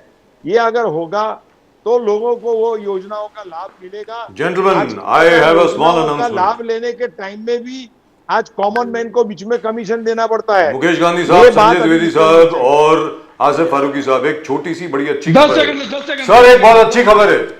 Dwivedi ji, एक बहुत अच्छी खबर है, पहले सुन लीजिए सर, पहले सुन लीजिए। आज जो ट्रायल रन था एक्वालाइन 3 का from BKC to Cuffe Parade, it has just been completed successfully.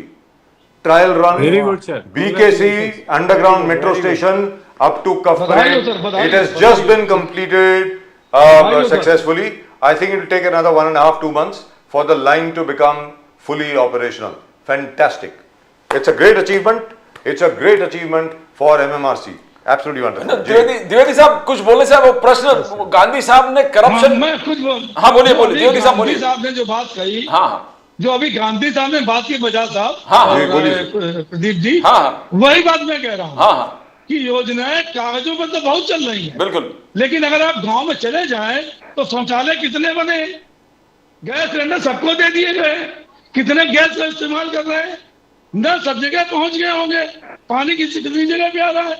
मैं कह रहा हूँ जो चीज जमीन पे होना चाहिए वो जमीन पे ना हो, कागजों पे है। मैं भारतीय जनता पार्टी से जो हमारी विचारधारा नहीं मिलती है, बाबा साहब ठाकरे कहते थे कि लाभ अगर मिलना है तो डायरेक्ट लाभ मिलना चाहिए, कागजों पे लाभ मत दीजिए। तो भारतीय जनता पार्टी में क्या दिक्कत है? ये इनकी जो भी घोषणाएं जो हैं, अभी बनवानी जी कह रहे थे कि इतने लाख करोड़ का व्यापार में लेके आ गया, क्या हुआ भाई उसका? देखिए जितनी भी आप उनको उठा के देख लीजिए, जितनी घोषणाएं कर रहे हैं, आप अगर इंटरनल एक वेरिफिकेशन कराना शुरू करेंगे तो आपको पूरी हकीकत मालूम पड़ जाएगी कि कितने आयुष्मान भारत में किसने पैसा लिया, किसके पास सिलेंडर पहुंचे, कितने लोगों के पास शौचालय बने, कहाँ पानी पहुंचा, आपको मालूम चल जाए। मैं तो गाँव जाता हूँ, गाँव में जाके देखता हूँ, मुझे कहीं हकीकत दिखाई नहीं पड़ती है। तो मैं यही कह रहा हूँ आपसे कि जो हकीकत है वो जनता चूंकि अभी दिग्भ्रमित हो जाती है, हमारी चुनाव जीतना एक अलग बात है, लेकिन जनता को लाभ पहुंचाना एक अलग बात है। आज भारतीय जनता पार्टी कौन नेता जो है या प्रवक्ता जो है वो महंगाई बेरोजगारी की बात करता है, मुझे बता दीजिए आप। जब उनसे आप बात करिए तो जीडीपी इतनी चली गई, विश्व गुरु बन गया, ये हो गया, सर वो हो विश्व गया। गुरु तो पहले से ही देश थे उससे नहीं चलता सर। सर, बन क्या गए, पहले से ही थे, आगे भी रहेंगे। मैंने मेरी वही बात कहा, नहीं मानते हो मैं तो पढ़ लो महाकुंभ सर, की विलियम बात डैलरिम्पल करेंगे, की किताब आई है, विलियम डैलरिम्पल की किताब आई है, द गोल्डन रोड।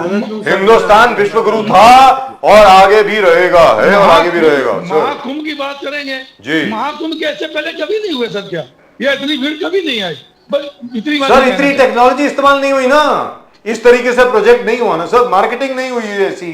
द्विवेदी चाहिए। जी तो मार्केटिंग क्यों भी करेगा सर, मार्केटिंग होनी चाहिए, मार्केटिंग नहीं के लिए होनी मुझे चाहिए। कोई आपत्ति नहीं है, आई एम वेरी हैप्पी। नहीं, नहीं, बिल्कुल मार्केटिंग देखिए, आस्था विश्वास के प्रति सर ये कोई मार्केटिंग है होनी ही चाहिए। नहीं, ये है सर, क्यों नहीं है? मार्केटिंग नहीं होनी चाहिए sir why are you ashamed, अगर which height has to be there? बनना को है, इंफॉर्मेशन श्री देना राम का मंदिर वो सरकार बनना का है कर्तव्य तो उसमें सरकार बोलबे ने की किया राजनीति है। नहीं होनी चाहिए। ये मार्केटिंग मैं ये नहीं दूसरी है। बात कह रहा सर हूँ। किसने बोला नहीं है? मुकेश गांधी साहब, मार्केटिंग सर मुकेश गांधी साहब, आई एम वेरी हैप्पी। देखो मैंने लास्ट टाइम भी कहा था कि गांधी साहब, आई एम वेरी बहुत हैप्पी मदद की है sir, I am very very happy. No Gandhi साहब, I disagree with you, Mahakumbh हुआ है। I don't agree with you, sir. Sir, marketing होनी चाहिए. Very frankly speaking, religious tourism is one of the biggest, will be one of the biggest sources of revenue in India. You watch. और तो छोड़ी, योगी आदित्यनाथ जी ने महाकुंभ के बाद 5 और नए religious corridors उन्होंने अनाउंस किए।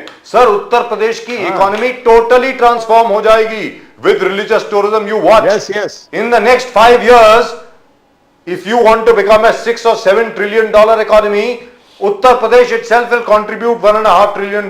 You watch, this will happen. Yes, yes. Now I want to ask Asif Farooqui साहब, because आज अब देखो गांधी साहब ने भी बोला और द्विवेदी साहब ने भी, फारूकी साहब बोला है कि there is a lot of problems within the government, corruption. Devendra Fadnavis जी ने करप्शन पर लगातार इंक्वायरी की। गांधी साहब, you know, if you see जो ₹1 क्रॉप इंश्योरेंस है, वो कोकाटे साहब ने खुद उजागर किया, बोले कि इतने पैसे करीबन 500 करोड़, 600 करोड़ और 5000 करोड़, फिर वो आंकड़े बदल गए कि इतना बड़ा स्कैम है कि जो गरीब किसान को नहीं मिल रहा था वो बाकी लुटेरे लूट रहे थे। आसिफ फारूकी साहब, सेम पे अलग अलग स्कीम्स हैं, एकनाथ शिंदे जी के डिपार्टमेंट में, तानाजी सावंत जी के डिपार्टमेंट में, कंटिन्यूस फडणवीस साहब ने इंक्वायरी। तो क्या आपको लग रहा है ये करप्शन से ग्रसित है? एक तो गांधी साहब खुद एडमिट कर रहे हैं कि जो लास्ट तक पहुंचना चाहिए पैसा नहीं पहुंच पा रहे हैं, बिचौलिया बीच में खा रहे हैं। तो इंक्वायरी, क्या फडणवीस जी जो इंक्वायरी किए लगाए हैं, क्या लॉजिकल कंक्लूजन पहुंचेगा फारूकी साहब? सर ये तो जनता को आंख में धूल डालने वाली बात है। एक ज़माने में आपको याद होगा कि राजीव जी ने कहा था कि ₹1 में से कितना पैसा पहुंचता है, और जी आज बीजेपी वाले हंसते हैं उसके ऊपर, लेकिन ये उनकी ऑनेस्टी थी, सच्चा इंसान था वो, और उसने एक बहुत बड़ी बात उस वक्त कही, और वो कंट्रोल करना चाहते थे लेकिन कोई सिस्टम नहीं था और सपोर्ट नहीं था कि sir, we had no technology at that time, उस वक्त टेक्नोलॉजी नहीं थी। लेकिन सर आज की तारीख में आज हमारे पास टेक्नोलॉजी है, और ₹1 अगर निकलता है आपके पास से, वो कहाँ जा रहा है, किस तरफ जा रहा है, कैसे जा रहा है, आप उसको अपने घर में बैठे हुए एसी के अंदर से देख सकते हैं। तो ये बड़े अफसोस की बात है कि इस टेक्नोलॉजी वाले दौर के अंदर बीजेपी गवर्नमेंट जो है इसके ऊपर कंट्रोल नहीं कर पा रही है, और अभी भी वो परेशानी का इजहार कर रही है कि करप्शन नहीं होने देंगे, और करप्शन हो भी रहा है और तगड़े से हो रहा है। और हमारे दोस्त जो है यहाँ पे मुकेश जी उसको एक्सेप्ट भी कर रहे हैं, और बहुत जिगर की बात है, अच्छी बात है। लेकिन सर आज की तारीख में मैं बता दूं, टेक्नोलॉजी के होते हुए ये बड़ी शर्म की बात है कि इस तरीके से करप्शन हो रहा है। सर वो तो होता है sir, it take a long इसको रोक सकते टाइम हैं। सर, इतना जल्दी कहाँ। आप मुझे कोई भी महाराष्ट्र की सरकार बता दीजिए which is not been somewhat how shall I put it, somewhat unclear and confused with regard to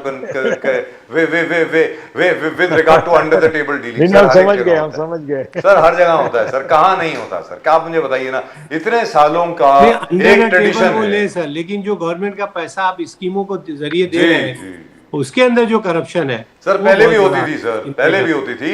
अभी क्या है, the very fact that we are discussing it, हम लोग इसके बारे में हम लोग चर्चा कर रहे हैं, बहुत बड़ी बात है, वेरी फ्रैंकली स्पीकिंग सर। और ऐसी चर्चा, to be very frank with you, I think you will agree with me, Mukesh Gandhi साहब will agree with me, Dwivedi साहब will also agree with me, कि बाकी चैनल्स नहीं करते हैं। Let's be very clear, the point is on this channel we try to find a solution. Solution क्या है यार? मैं मानता हूं सर, लीकेजेस हर जगह पर होंगी सिस्टम में, आप जो मर्जी कर लीजिए। The only thing that you can do, which is what Rajiv Gandhi told me personally, कि our job is to block as many leakages as possible. He was a very decent man. I think he was the most decent prime minister we have ever had.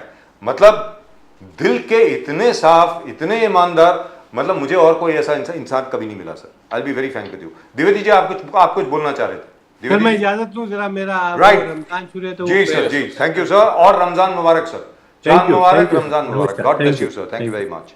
Dwivedi ji चलते रहते, आप कुछ बोलना चाह रहे थे, बोलिए। आप मध्यम वर्गीय को, गरीब को टारगेट नहीं करेंगे, उनके हित में काम नहीं करेंगे। आप कितनी भी अच्छी अपनी FDI कर लीजिए या जो भी कर लीजिए, जो पिछली सरकारें थी क्या उन्होंने काम नहीं किया क्या? आज अगर बैंक राष्ट्रीयकृत हुई हैं क्योंकि उनको लोन नहीं मिलता था गरीबों को, मध्यम वर्गीय को, उसके लिए इंदिरा गांधी ने उसको राष्ट्रीयकरण किया उसका। तो इसके बाद आप सार्वजनिक उपक्रम बनाएंगे। सार्वजनिक उपक्रम क्यों बनाएंगे? इसलिए बनाएंगे कि सब लोगों को रोजगार मिले। आज अगर मेडिकल कॉलेज बनाएंगे, प्राथमिक स्वास्थ्य केंद्र बनाएंगे, जो गांव-गांव में बने हुए, देखिए वहाँ डॉक्टर बैठते हैं और डॉक्टर इलाज करते हैं, लोगों को इलाज मिल रहा है। स्कूल बनाएंगे, देखिए लोगों की पढ़ाई हो सके। तो इस तरह की जो चीजें की गई हैं, अरे बहुत चीजें हैं। तो कहने का मतलब ये हुआ द्विवेदी जी, बहुत चीजें ऐसी की गई सर, हर सरकार ने अच्छा काम किया है सर, हर सरकार ने अच्छा काम किया। कोई ऐसी सरकार नहीं है हिंदुस्तान में जिसने अच्छा काम ना किया, जो देशभक्ति से प्रेरित था। आज की डेट में अगर आप इनके ऊपर काम करेंगे, इसको लेके काम करेंगे, इनको लेके काम करेंगे, तो शायद इस देश में जनता जो है उसको खुशहाल होगी। लेकिन द्विवेदी जी असल में काम हो रहा है, ऐसा नहीं है कि वो एक चार्ज जो लगा, जब आप पॉलिटिकल हो, नीलम गोरे, एकनाथ शिंदे जी जब चार्ज लगा, एक पोस्ट दो मर्सिडीज एक पोस्ट, सच्चाई कुछ है द्विवेदी जी उसमें? देखिए भैया, आपको पोस्ट नहीं मिली, आपने मर्सिडीज नहीं भेजी लगा रहे हैं उनकी तो सर, आपको मंत्री नहीं बनाया सर, क्योंकि आपने मर्सिडीज नहीं भेजी। माध्यम से डर के चले गए, भारतीय जनता पार्टी मुख्यमंत्री करने गए थे। आज क्या उनकी हालत हो गई? ना मुख्यमंत्री रहे, ना विभाग मिल पा रहे हैं, ऊपर से परिवहन निगम में जो मंत्री थे वो, उसमें 2800 करोड़ रुपए का उनके ऊपर आरोप लग गया है, उसकी जांच बैठा दी देवेंद्र फडणवीस जी ने। तो ऐसे गिरे हुए हैं आज की डेट में, अच्छी बात है। यहाँ घर के ना घाट के सर, मुझे तो लगता है देवेंद्र फडणवीस जी बहुत अच्छा काम कर रहे हैं। अपने मन में खुश रहे कि मैंने उद्धव ठाकरे को मात दे दी। उद्धव ठाकरे को मात नहीं दे दी, उन्होंने अपने उसूलों को मात दे दी। उन्होंने माननीय बाला ठाकरे के जो विचार थे, जो सिद्धांत थे, जो उनके उसूल थे, उनको मात दे के बाद। Right, so let's go to Mukesh Gandhi साहब, we really have run out of time.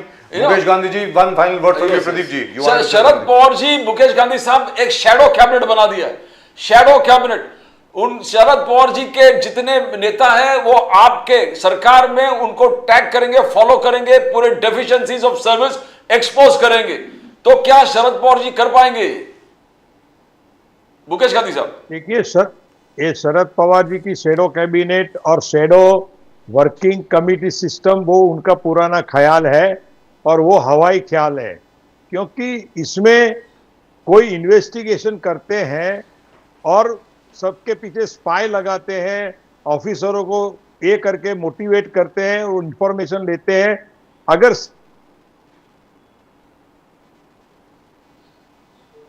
सच्ची इंफॉर्मेशन है या करप्ट काम होगा वो एक्सपोज करेंगे तो अच्छा है, पर उसके बाद में लेन देन की बात अगर करने की, वो जो साहब की और उनके डिपार्टमेंट के लोगों की जो सिस्टम है ना, वो चलेगी तो बहुत नुकसान होगा। राइट, ये शैडो कैबिनेट का आइडिया एकदम बोगस है। Right, thank you very much gentleman, thank you very much Mukesh Gandhi साहब और Sanjay Dwivedi ji, always a pleasure talking to you. Mukesh Gandhi साहब, great pleasure as always talking to you. Sir, आप बीजेपी कब ज्वाइन कर रहे हैं? कर ही लो ना सर, क्या कर रहे हैं? छोड़िए ना सर, बीजेपी को आपकी बहुत जरूरत है। गुजराती में क्या कहते हैं? बीजेपी माने बीजेपी એટલે ત્યાં પાણી પી। तो हम बीजेपी के ही पार्टी में अजीत पवार को लाए हैं। बीजेपी में आप अजीत पवार को लाए हैं, चलिए कोई बात नहीं sir. Thank you so much gentleman, it's a great pleasure as always talking to you. और उनके साथ में हैं। Thank you very much sir, thank you very much. जय हिंद। Thank you sir. जय हिंद, जय हिंद, हर हर जय महादेव, हिंद। हर हर महादेव सर, ओम नमः शिवाय, हर हर महादेव। हर हर Mahadev. Thank you sir, thank you very much. Well, Pradeep ji, so we will have a lot of fire and brimstone now when the session starts again on Monday. बिल्कुल, especially with regard to Beed, with regard to Parbhani, and now with regard to Nashik. Because now I'm getting reports over here, there, it's all over the place about the Nashik Sarpanch. कि वो सरपंच साहब जो हैं उनके तार कहीं ना कहीं भारतीय जनता पार्टी से जुड़े हुए हैं, ऐसा उनके ऊपर आरोप है। असल में है या नहीं मालूम है, क्योंकि प्रॉब्लम क्या होती है, सरपंच जो होते हैं they are not suppose to be align towards any party, ऐसा ऑफिशियली होता है, लेकिन ये कहा जा रहा है। So I think it's a bit of a scandal. So I hope those little girls get justice. That's the only that's the only hope I have. क्योंकि छोटी छोटी बच्चियों का इस प्रकार यौन शोषण करना, मुझे ऐसा लगता है प्रदीप जी, इससे ज्यादा और कोई घिनौनी हरकत नहीं हो सकती। Very frankly, this is awful. This is most disgusting. And for it to happen in a state like Maharashtra. Maharashtra sir वो स्टेट है, मैं आपको बताऊं खत्म करने के पहले, महाराष्ट्र वो स्टेट है सर कि पूरे भारत में सबसे पहले महिलाएं घर से बाहर आईं काम करने के लिए महाराष्ट्र में, मुंबई में। This is that state which gave that status to women. और वहां पर अगर महिलाओं के साथ ऐसा हो रहा है, so I think it's a matter of shame for all of us. That's what I think. Right, that's it, that's all we got for you in tonight show. आज के शो में सिर्फ इतना ही। प्रदीप जी और मेरी तरफ से आप सब लोगों को नमस्कार। जय हिंद, जय महाराष्ट्र, जय भवानी, जय शिवाजी। और आप सबको रमजान मुबारक, चांद दिख गया है, यानी चांद मुबारक, कल से रोजे शुरू हैं। सो और वो बेल भी बज गई थी, वो घंटी बज गई साहब, जरा कृपा करके वो सब्सक्राइब करें चैनल को। The fastest growing channel in the nation, Nation Now. Nation Now, the fastest growing channel in the nation and soon to be the fastest growing channel in the world. And that will be because of you. All of you who are watching us. Thank you so much. Pradeep ji और मेरी तरफ से आप सब लोगों को नमस्कार। जय हिंद, जय महाराष्ट्र, जय भवानी, जय शिवाजी। वंदे मातरम, जय हिंद। Vande Mataram.